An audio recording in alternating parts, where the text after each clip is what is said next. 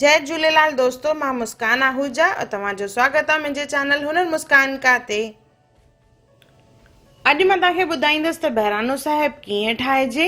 Sindhi community जे हर हिकु त्योहार जी, हर हिकु ख़ुशीअ जी शुरूआत लाल साईं जे बहिराणे सां थींदी आहे।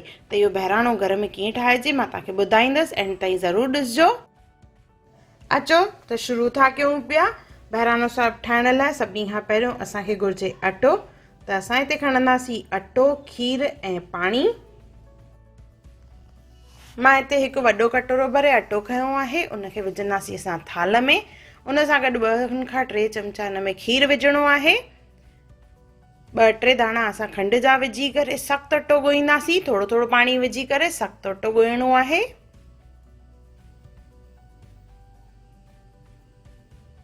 ॾिसो, हिन तरह अटो ॻोहे वठंदासीं। इन मां हाणे असां थोरो सो अटो कढी करे इन मां असांखे ठाहिणो आहे ॾीओ। के 4 मुखो ॾीओ ठाहींदा आहिनि, के 5 मुखो ॾीओ ठाहींदा आहिनि। त हिते मां 4 मुखो ॾीओ थी रखां पई।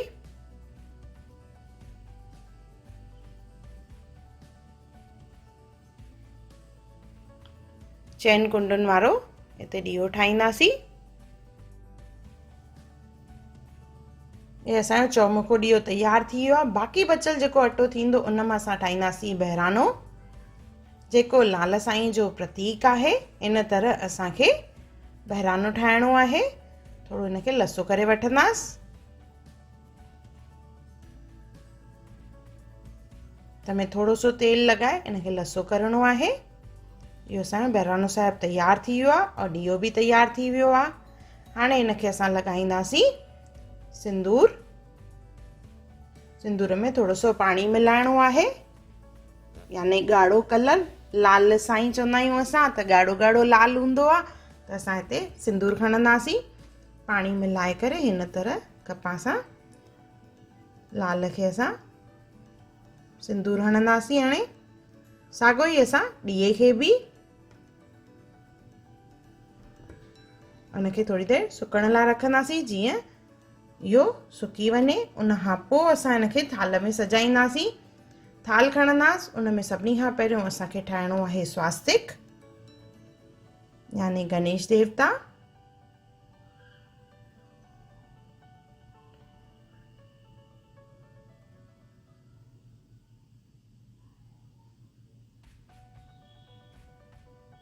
उन खां पोइ हिन में रखंदासीं असां लाल साईं और ॾीओ।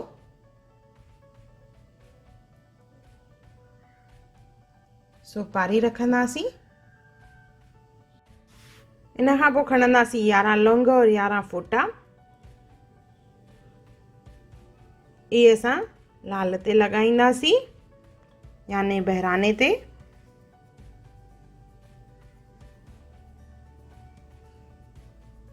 लौंग ऐं फोटा लॻाइण खां पोइ असां हिन में लॻाईंदासीं मिश्रीअ जो संग।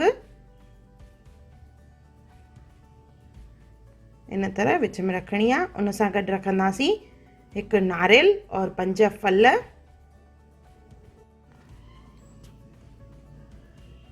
पंज फल विझंदासीं। उन खां पोइ हिन में रखंदासीं असां लाल जी मूर्ति। लाल साईं खे हिन में विराजमान कंदासीं। गॾु रखंदासीं हिन में अगरबत्तियूं।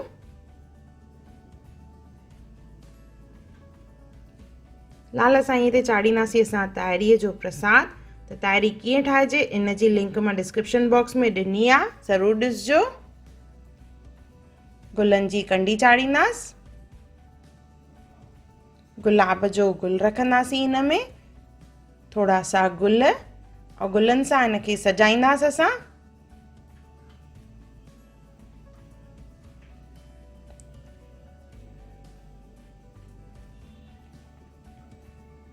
ॾीए में वट और तेल विझंदासीं। लाल साईं जे बहिराणे सां ठाहिबी आहे ॻुझी देग, त असां उहो ॻुझी देग बि गॾु रखंदासीं। प्रसाद में ताइरी और छोला ॿई ठहंदा आहिनि।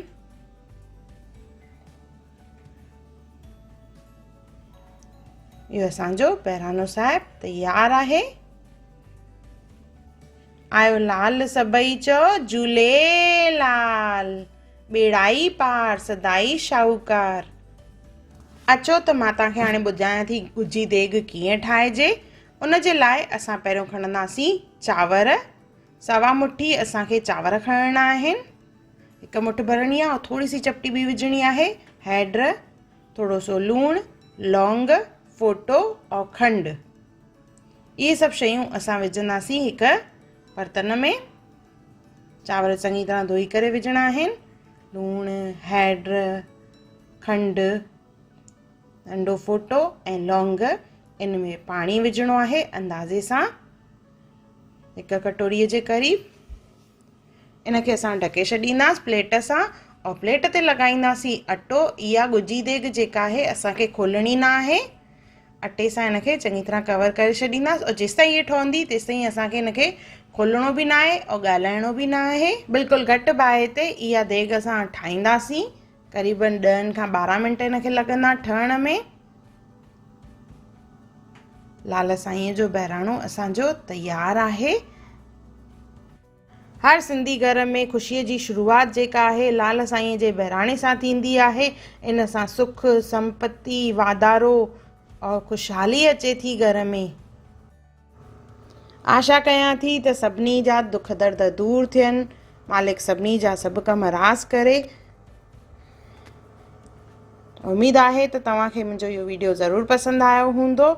आयो लाल सभई चओ झूलेलाल। और अगरि तव्हांखे मुंहिंजो वीडियो पसंदि आयो हुजे त मूंखे कमेंट सेक्शन में ज़रूरु ॿुधाइजो त इहो वीडियो तव्हांखे कीअं लॻो।